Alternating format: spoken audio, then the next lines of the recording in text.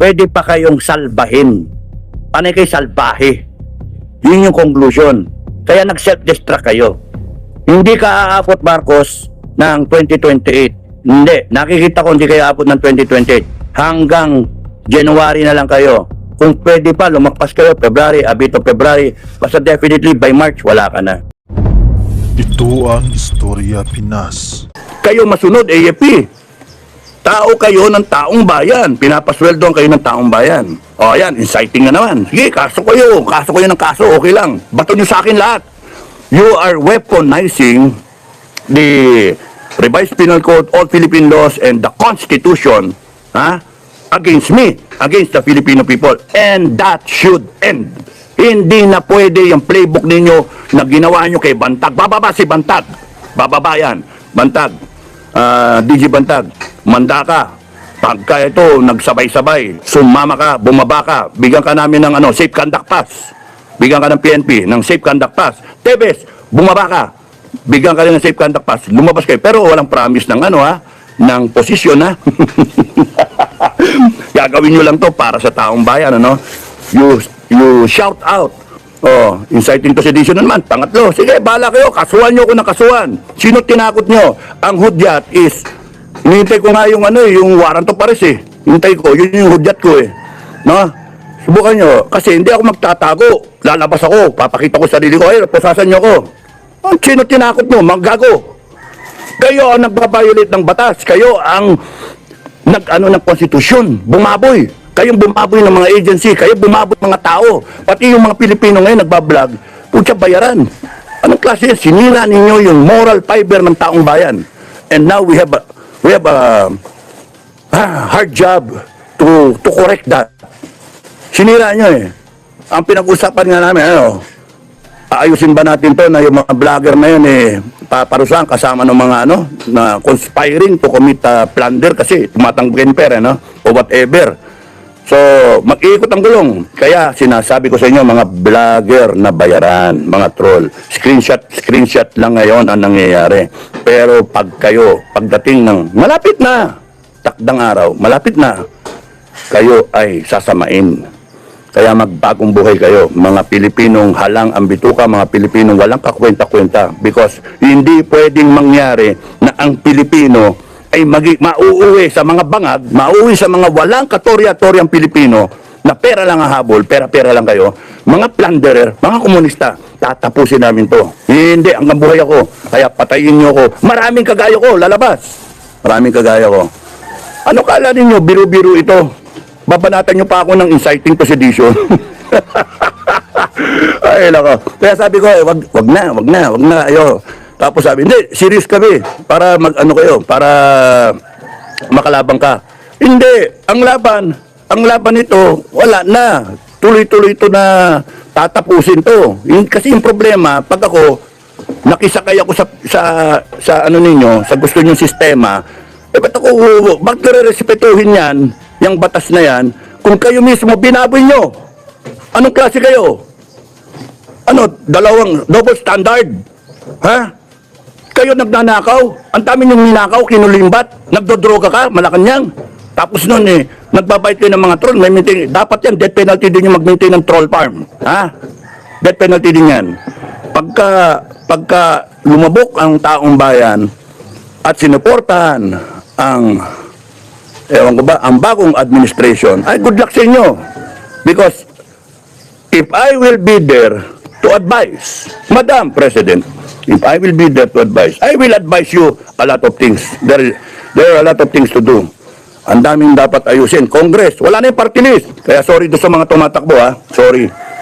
Sara yung Congress na yan kasi it has been a symbol of corruption. Congress is a symbol of tyranny, of abuse of power, no? 1,000 lang ang boto nyo, ang yayabang ninyo, titirahin nyo yung 32 million ng boto, at yung mga Pilipino na naniniwala sa mainstream media, may kalalagyan din kayo. You are not serving the Filipino people. Binigyan kayo ng franchise para mag-deliver ng tama, unbiased na balita. Ang ginagawa ninyo, you are tampering with the brain of the Filipino people. Mga wala kayong kakwenta-kwentang mga And it has to stop. It will stop. The Filipino people will stop it, no? Kahit ako wala dyan. Hindi ako yung ang kalaban nyo is the ideal na ang taong bayan gusto nang ituwid ang Pilipinas. Hindi Dado Enrique ang kalaban nyo. Ang kalaban ninyo, amplifier lang ako, mga kababayan, amplifier, mga BBM, ha? Taga-ganyan lang ako. Inspirasyon lang ako. Ang kalaban ninyo is the dawning of a new generation, a new breed of Filipinos who will not let this pass by. Tatapusin to ng taong bayan. Kahit anong kaso ilaglag ninyo. Hindi ako yung issue. Ang issue kayo. Kayong mga durugista, kayong mga magnanakaw, kayong komunista, kayong mga abuso. Gago kayo Kayo na yung gumawa ng kalokohan, kayo pa yung tama. Mga ulul kayo. Sira ulo kayo, babaliktarin niyo pa ako. Ulul. Gago kayo. Hindi tama yon. Kaya mga kababayan, malaking pasalamat ko kasi nakita ko kung sino yung mga kaibigan ko, sino yung mga sumusuporta sa akin. Huwag kayong matatakot na tumayo. Kasi ang turo ng mga magulang, mga ninuno natin, ipaglaban ninyo ang karapatan ninyo. Walang mali doon. Yung konstitusyon, tayo ang gumawa. Tayo ang gumawa. Tayo ang nagratipika. Papel lang yan, papel. Nilagyan natin ng buhay kasi we ratified the Constitution. Isa ako sa nagratify noong 1987. Pinagbotohan yan. Tinanong sa mga tao, gusto niyo ba ito? Ako, hindi ko nga binabase. Basta ratify ako. Sige. Ngayon ko na-appreciate yung Constitution natin. Nandoon siya. May mga flaw. Yes, that's why we have to amend the Constitution. And we will amend it when this thing is over. We will amend the Constitution. We will put the Council of Elders right there on top of the President. The Council of Elders will represent all sectors of society. MILF, NMLF, mga lahat ng ethnic groups, lahat ng grupo, PWD, mga lahat ng grupo, mayaman, mahirap, etc., etc. Pati yung mga LGD, yun? yung mga alanganin ba sa sex. Ay, nako. Mga depressed. I want each one of the Filipinos, all 119 million Filipinos, to be represented by an elder who has the maturity, who has the experience, who has the concern for their people. Bobotohin nyo lang yan. Kahit gaano karami ang Council of Elders na yan, they will have the power. We will give them the power to terminate the President or any elected, appointed official, any armed forces, chief of staff, or PNP. We will put that, or any erring officer or official of government. We will not go through this jungle of corruption, yung dinaanan natin. Wala paulit-ulit tayong ganito, people power tayo forever. Hindi. Isang people power tayo, tapusin natin. Tapusin natin. Hindi yung rally-rally tayo. Dapat kung ano-ano ang natin. Be focus. Ano ba gusto nyo? Kung tingin nyo, BBM Marcos can last for another 3 years hanggang 2028, yun ang isigaw nyo. BBM, mabuhay ka. We love you. Pero kung sa tingin ninyo, nagdedelikado ang Pilipinas at bangag na, ayaw magpa-hair follicle drug test, binigyan ka ng ilang pagkakataon, tapos nun, kayong Congress, pinapa-explain kayo nasaan yung pera, pipilit nyo pa yung 2025 na budget. Anong klase kayo? Panay kayo papayaman, insertion, lahat kayo. You will face the people's court. You will face the Filipino people. And if you are found guilty, ay linchak. Good luck sa inyo. Because we will implement a death penalty. Death penalty. We will implement that. It has to stop. The corruption has to stop. For 40 years from EDSA 1, yung death penalty, yung corruption, naging problema na sobra. Na dapat tayo, higit pa tayo sa Singapore. Ano nangyari sa ating kulelat? Number 1 in corruption, Diyos ko. At kung kayong mga kababayan na aanga-anga, tatanga-tanga, naniniwala sa ayuda, naniniwala kung saan-saan, sa mga balitang palpak, sa mga vlogger na tarantado, mga vlogger na mga bayaran na troll. Good luck sa inyo because we will overcome you. Marami ang taong bayan. You know why? Kasi nakita ko yung mga comment, 90% of the Filipinos want change. Hindi nyo na mababago yun. The end is near. No? The end is near. Sabi ni Trump, Number one, let the Filipino people, no? Let the Filipino people chart their own destiny. Let the Filipino people chart their own destiny. Sabi ni Trump yan. Nandun si Lieutenant General Panadero, FGF. Let the Filipino people chart their own destiny. Number two, excuse me, if there is bloodshed, meaning yung government gumamit ng puwersa, dahas ng AFP tsaka ng PNP na in-endanger o nasaktan ang isang kababayan natin, the United States of America will, W-I-L-L, capitalize, hindi sila nagbibiro, will stop all aid, military or economic, to the Republic of the Philippines, just to show na wala kayo sa hulog. Because they will deal with a government who is for the people, by the people, and of the people. Kayo ba, Bangag, sa tingin mo, kayo, Tamba, are you a government for the people, of the people, and by the people? Of course, hindi. Maggago kayo. Tingnan niyo, asta ninyo. Party-party pa kayo. Kaninong pera yan? Yung pinarte ninyo sa Thailand? Ha? Yung attendance ninyo sa kasal? Yung lahat ng ginagasos ninyo, magbuhay mayaman kayo. Kaninong pera? Buhay. Mantalang ang taong bayan, hirap na hirap. Mga walang niya kayo.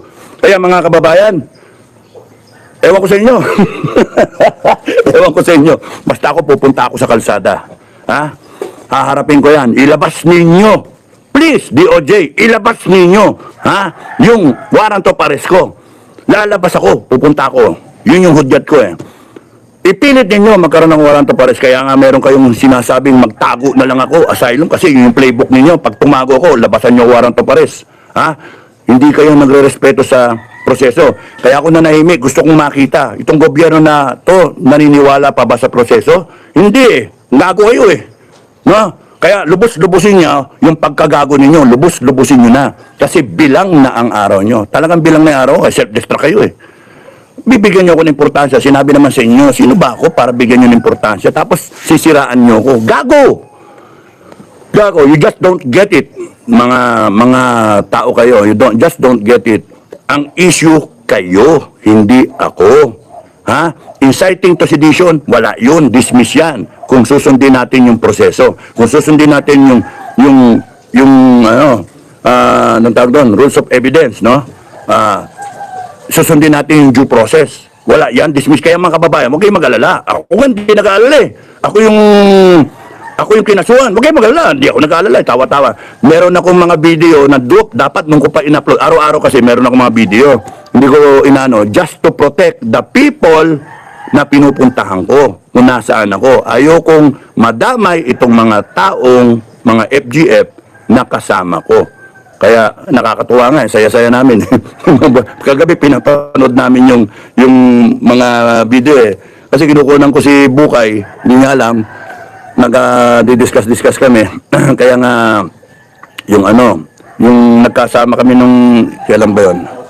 Mga 3 days ago, pinukunan ko, pinapanood namin. Yung mga kasama ko, tuwa kami. Mga FGF. Maraming salamat sa mga ka-FGF na sumusuporta. At kayong mga FGF na nanghina ang loob, okay lang, sport lang ako, okay lang. Takot kayo eh. Ibig sabihin, hindi kayo panlaban sa mga aggressor, sa mga bansa na lulusob sa atin. Okay lang 'yon. And we are not there to bring down this government. Yun ang tandaan nyo. The government will bring down itself. The government will be overtaken by circumstances because tanga talaga eh. Anong gagawin ko? Ngayon, tanga eh. Ay, imbes na ako yung binigyan nyo ng importansya, ako yung tinitira nyo, sana ang inayos ninyo yung food security ng bansa, inayos ninyo yung poverty, binanatan nyo ng ayuda. Ano mangyari sa ayuda? Para ibigay-bigay. Kasi mag-e-eleksyon eh. Pipilit nyo pa yung 2025 budget na putya na mga gago. Zero budget yung PhilHealth, Armed Forces, babanatan nyo na 70 billion, gagawin yung 35 billion, mga walang niya kayo. Kaya mga complicit kayo. Ha? Lahat kayo pumirma dyan sa budget na yan. The people will repeal that budget. No? Sige, nakaw pa kayo. Kasi kayo, pagka kayo inano ng taong bayan, hinuli kayo ng taong bayan, ha? AFP-PNP, makinig kayo, ha? This will happen. It is inevitable. Hindi nyo kayang pigilin ang taong bayan. Oh. Hindi nyo kayang pigilin. Huwag kayong magpapagamit sa mga tanga, sa mga mukhang pera, no? You just stand with the people. Ay, nako, hirap naman. Hindi ko masabi kasi yung ano eh. Hirap, baka madulas ako eh, no? I still have to protect people, no? So, yung mga naghihintay, maraming salamat at naghihintay kayo, nagsusuporta. Thank you sa inyo. Tignan ko, meron pa akong dinasabi. Yung mga nagsasabi, tumakas ako, bakit ako tatakas? Ano ba yan? Ano ba ako? Guilty na ba ako? Ilagay na natin sa konstitusyon. A person is presumed guilty until proven otherwise. Anak ng tokwa yan, no? Tatakbo ka. Kinasuhan ka, takbo ka. Yun ang encouragement. Magagago ba kayo? Ba't ako tatakbo? Ha? Ba't ako tatakbo? Sabi ko nga gusto nyo makakita talaga ng totoo na inciting to sedition? Ha? Gusto nyo makakita? Oh. Gagawan nyo, totohanin ko yan mga walang niya kayo ilang years ba yun? 10 years ago, 11 years ago, tinawagan ako ng J2, nang mista ako, General Anyo, who is the National Security Advisor now. Tinawagan ako, nasa J2 siya noon. Mista, ano yung balita na nakipag-connive ka na sa NPA? Ha? Nakipag-connive ako sa NPA? Sino nagsabi? Sinong gago nagsabi? Kita nyo, sinisiraan ako. Because kumampe ako kay Cadet Kudia na tinanggal kasi cheating daw. Late for 2 minutes, blah, blah, blah. So, nabasa ko yung case niya, may nakita akong mali. Ang guarantee kasi sa honor system namin, 9-0, guilty ka. No? Unanimous. Pero pag kami bumoto na 8-1, 7-2, or 6-3, not guilty ka. Yun yung guarantee. Ngayon, nung nakita ko yun, sabi 8-1 ang boto. Tinanong niya sa akin, oh, ba't ka naging guilty? Sabi ko, binago daw. Hindi pwede baguhin yun. Anong meron? Chambering daw. Ba't nagkaroon ng chambering? May mali doon na. Chambering, bakit nadesisyon ka na, tapos nun, babaguhin? Mali yun. Sabi ko, honor committee ako, 4 na taon So, ang ano doon, bago daw sistema. O bagong sistema, inexplain ba sa inyo? Ba't ikaw ang alam mo, 8-1, not guilty ka?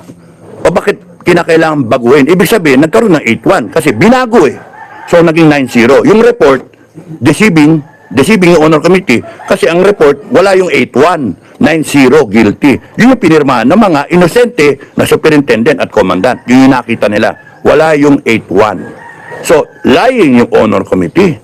Deceiving yung honor committee. Cheating yung honor committee. Nung bobotohan na si Kudia, ang sabi, Cadet Kudia, we have carefully deliberated on your case. Kahit di namin nadinig yung witness, no? We have carefully deliberated, yung teacher ba? We have carefully deliberated on your case. And we are prepared to vote regarding your case.